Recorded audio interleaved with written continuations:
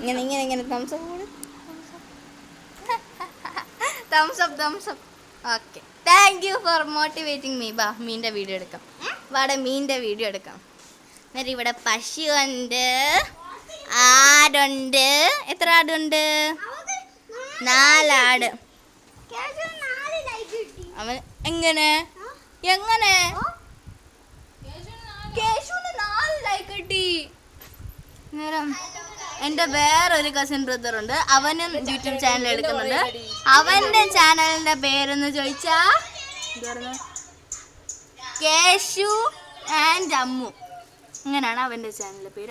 അവിടെയും കൂടെ സബ്സ്ക്രൈബ് ചെയ്യണേ.